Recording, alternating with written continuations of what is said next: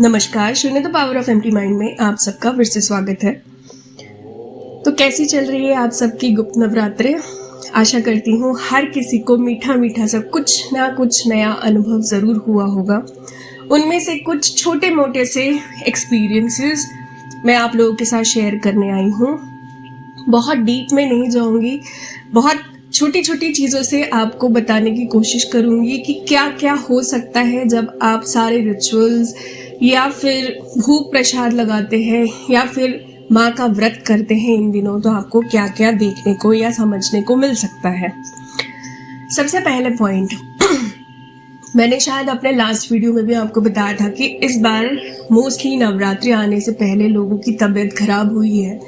Headache, body में भारीपन लगना, कॉन्स्टिपेशन की प्रॉब्लम, बहुत सारे ऐसी चीज़ें मैंने देखी है। ऊपर से मौसम भी बहुत ड्रास्टिकली चेंज हो रहा है, कभी सर्द गर्म, ये सब चलने की वजह से सर्दी खांसी जुकाम बुखार ये तो आम चीज़ें हो गई है। बट उसके साथ भी जो साधक हैं, जो माँ की उपासना करते हैं बहुत समय से, उन लोगों को 4-5 दिन पहले से ही कुछ ना कुछ इंटीमेशंस मिलने शुरू हो गए थे उनके बॉडी बेसिस से। एक चीज़ और है कि ये नवरात्रि इतना ज़्यादा पावरफुल इसीलिए भी है क्योंकि आपने देखा होगा अमावस्या के दूसरे ही दिन गुप्त नवरात्रि पड़ गए। अब अमावस्या के बाद जितने भी दिन कटते हैं, मतलब न्यू मून से फुल मून तक जाते जाते जो एक बोलते ना ग्राफ होता है, वो अपग्रेड होता रहता है, अपलिफ्ट होता रहता है। तो एनर्जीज न्यू मून से लेके फुल मून तक बहुत हाई जाती है। इसी के बीच में गुप्त नवरात्रे पड़ जाने की वजह से ये वाइब्रेशनली बहुत ज़्यादा हमारे बॉडी के लिए इफ़ेक्टिव हो गया है। इसी वजह से बहुत सारे लोग बीमार भी पड़ रहे हैं, उनको कमज़ोरी सी भी फील हो रही है, और जैसे जैसे लोगों की सिद्धियां बढ़ रही हैं उनको भारीपन भी बहुत लगने लग गया है। दूसरा पॉइंट, अगर आप रेगुलर बेसिस पे माँ की कोई भी सिद्धि, जाप या फिर पूजा पाठ कुछ भी करते हैं, इन दिनों ब्रह्म मुहूर्त में आपको कुछ ना कुछ अपने घर में होता हुआ ज़रूर महसूस होगा। कभी पायल की आवाज़ आएगी, कभी छन छन की आवाज़ आएगी, कभी आपको ऐसा लगेगा आपके पास आके ना कोई खड़ा है। जो पुराने साधक हैं उनके लिए तो थोड़ी सी ये चीज़ें नॉर्मलाइज हो गई होगी क्योंकि ये चीज़ें इनके साथ होती रहती है। पर जो नए साधक हैं ना, वो डर जाते हैं, घबरा जाते हैं कि ये क्या हो रहा है। तो ये बहुत नॉर्मल है, बहुत ही ज़्यादा आपको खुश होने की ज़रूरत है कि भैया अब आपकी जो साधना है वो माँ तक पहुँचने लगी है, जिस वजह से ये सब चीज़ें आप आपके घर में होना शुरू हो गया है। तीसरी चीज़, ऐसे समय में ना स्पेशली भाव सिद्धि का बढ़ना बहुत ज़्यादा संभव हो जाता है। पॉजिटिविटी इस चीज़ के लिए बहुत ज़्यादा हो जाती है।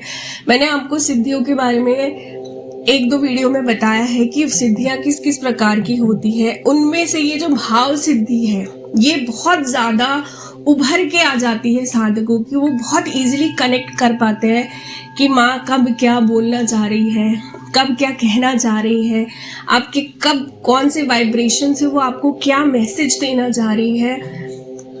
ये सब समझना थोड़ा सा आसान हो जाता है इन दिनों।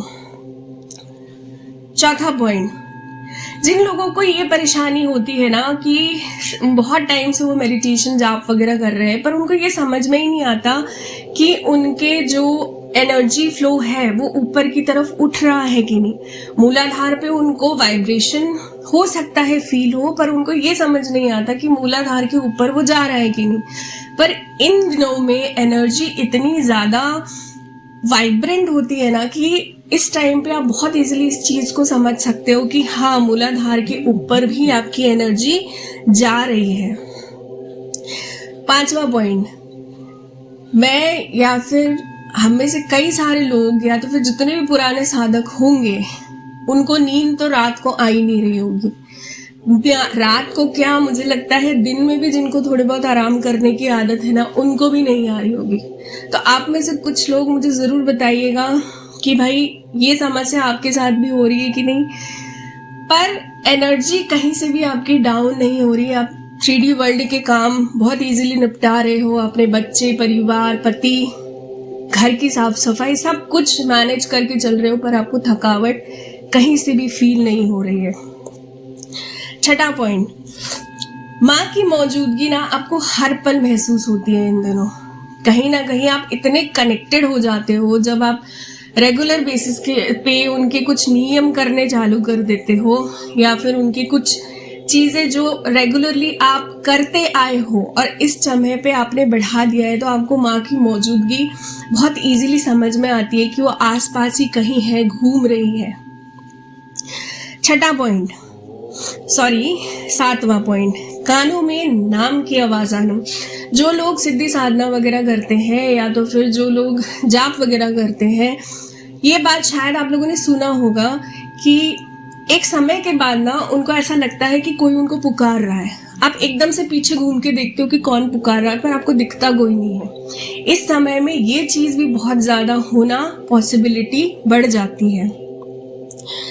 8वां पॉइंट, ऑब्वियसली बात है, फिर ये बात कहूँगी कि जो लोग साधक हैं, जो लोग माँ को मानते हैं, जो लोग माँ को पुकारते हैं, उनको इस समय में ना उनके भोग की खुशबू आती है। कई सारे लोग तो ऐसा है कि साधना में या फिर उनको भोग चढ़ा दिया और सोच रहे हैं कि दूसरे दिन उनको क्या भोग लगाना है।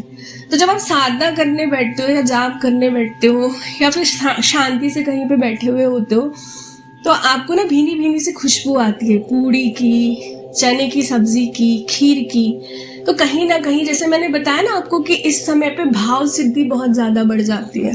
तो इस समय ना आपको ये चीज़ भी होने लगती है कि वो अगले दिन क्या भोग में खाना चाहती है या वो क्या चाहती है कि आप उनको भोग में लगा कर दो। 9वां पॉइंट, योगिनियों के दर्शन होना।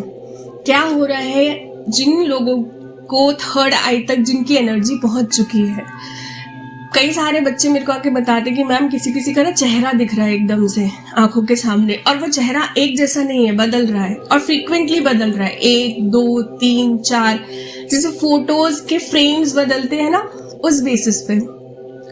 जिन लोगों की एनर्जी उस हद तक पहुंच चुकी है कि नहीं अब उनकी थर्ड आई खुलने वाली है या फिर थर्ड आई खुलने की कगार पे है, उन लोगों को बहुत इजीली उन योगिनियों के चेहरे नजर आ रहे हैं।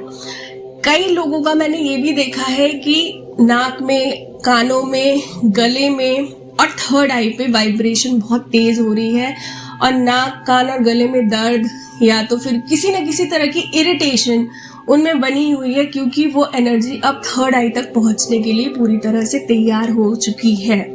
और ये जो वाइब्रेशनल एनर्जी है वो उनको बहुत सपोर्ट कर रही है इस जगह तक पहुंचने के लिए।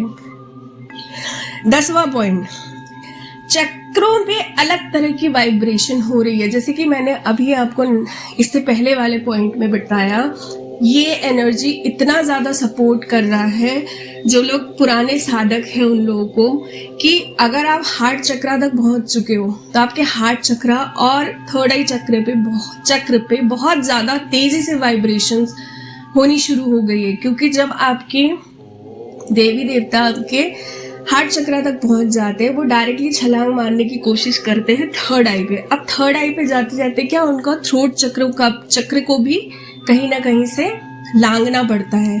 तो इसी वजह से हार्ट चक्रा और थर्ड आई पे बहुत तेजी से वाइब्रेशंस हो रही है, क्योंकि उनको अब आपसे भी वो वाइब्रेशन चाहिए या फिर आपसे भी वो फ्लोइंग चाहिए ताकि वो वहां तक पहुंच सके। आशा करती हूँ आज मेरी इस वीडियो से आपने कुछ इन्फॉर्मेशन जरूर गेन किए होंगे। आपके कुछ एक्सपीरियंसेस अगर इससे ज़्यादा बढ़ के हैं तो मुझे ज़रूर बताइएगा। चैनल को लाइक और सब्सक्राइब करना ना भूलें। फैमिली को बढ़ाते रहिए। Thank you so very much.